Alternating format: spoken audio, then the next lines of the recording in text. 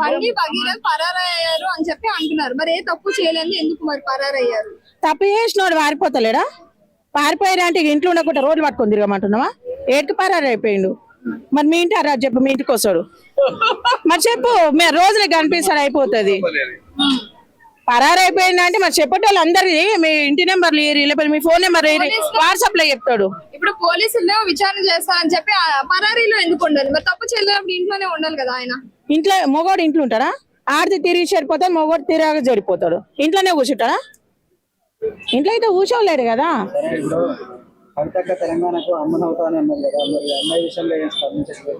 ఎవరు స్పందించాలి అమ్మ విషయంలో? ఎందుకు స్పందిస్తుంది? కవితకి ఏం పని మాట్లాడడానికి? అన్నిట్లలో వచ్చి మాట్లాడడానికి ఏం అవసరం ఉందని మాట్లాడుతుంది, దేనికి మాట్లాడుతుంది?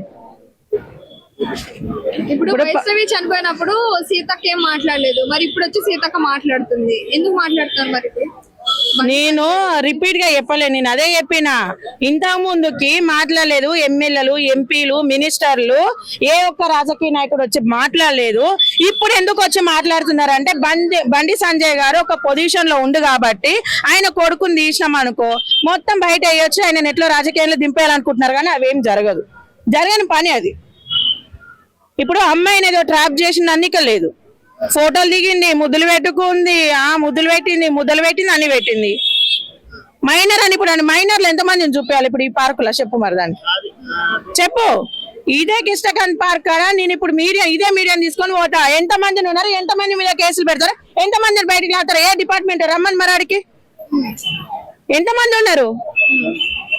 9 చదువుతున్న పిల్లకాదే, 10 చదువుతున్న పిల్లకాదే, అందరు కాదే. మరి అది కాదా? వాళ్ళు చిన్న పిల్లలు కాదా? యూట్యూబ్ లో ఇన్స్టాలో అది ముగ్గురు మార్చింది కదా పెళ్లిళ్ళు అని చెప్పేసి, ముగ్గురిని మార్చింది. మరి అది ఆడదు కదా, మరి అది మైనర్ కదా? మరి ఆ రోజు ఏమైపోయారు ఎంపీలు? అరే మా తెలంగాణ బిడ్డకు కానీ మా ఆంధ్ర బిడ్డకు కానీ అన్యాయం జరుగుతుంది, ఎందుకు ఇలా జరగాలని చెప్పేసి ఆ రోజు ఏమైపోయింది? మరి సీతక్క గాని, మంగక్క గాని, దొంగక్క గాని ఏమైపోయారు వీళ్ళంతా? ఆ రోజు ఎందుకు బయటికి రాలేదు? ఈ రోజు వచ్చి అన్యాయం జరిగింది చంపినోని కాడికి వచ్చి న్యాయం చేయాలంటే ఒక్కరికి ముఖాలు లేవు. బతుకున్న వాళ్ళకి వచ్చు అన్యాయం జరిగింది. ఏం జరిగింది? అన్యాయం ఏడ జరిగింది? అన్యాయము ఎట్లా జరిగింది? ఆలోచన ఉండాలి ఏదైనా మాట్లాడాలంటే. తెలంగాణని అభివృద్ధి చేస్తున్నాం అంటే ఏడ అభివృద్ధి చేస్తారు? గీడనే అభివృద్ధి చేస్తారు, ఇంకేడ లేదు. మీకు ముఖాలు ఉంటే, మీకు కొంచెమైనా తెలివి ఉంటే అన్యాయం జరిగిన వాళ్ళ కాడికి పోయి న్యాయం చేయండి. వాళ్ళ కోసం కూడా ఇట్లా మాట్లాడండి. అంటే రేవంత్ రెడ్డి గారు ఫైర్ అయ్యారు కదా, స్పెషల్ టీమ్ ని తయారు చేశారు కదా. మరి ఇప్పుడు రేవంత్ రెడ్డి అన్న ఈ రోజు ఫైర్ అయిపోయిండు. ఆ నీళ్ళకి ఇప్పుడు హైదరాబాద్ మంచినీళ్ళు కూడా వస్తలేవు, చల్లారుతుంది. కానీ మరి యూట్యూబర్ వైష్ణవి విషయంలో కూడా ఎందుకు ఫైర్ కాలేదు? చిలకలగూడ విషయంలో కూడా ఎందుకు ఫైర్ కాలేదు? సంపి డ్రమ్ములలో పెట్టినప్పుడు ఎందుకు ఫైర్ కావట్లేదు? ముసలి పింఛన్లు రాకపోతే ఎందుకు ఫైర్ కావట్లేదు? చెప్పు.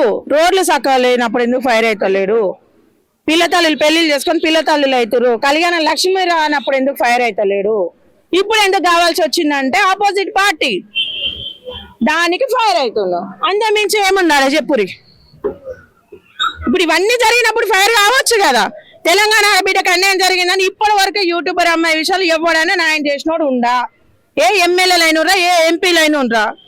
ఈ రోజు వాళ్ళ విషయంలో ఎందుకు స్పందిస్తున్నారు అంటే ఆయన ఒక రాజకీయ నాయకుడు కాబట్టి ఆయన బయటికి లాగాలి. ప్రపంచం లేని తప్పైతే ఏం చేయలే కదా, అచ్చలైతే వేయలే కదా వాళ్ళ కొడుకైతే.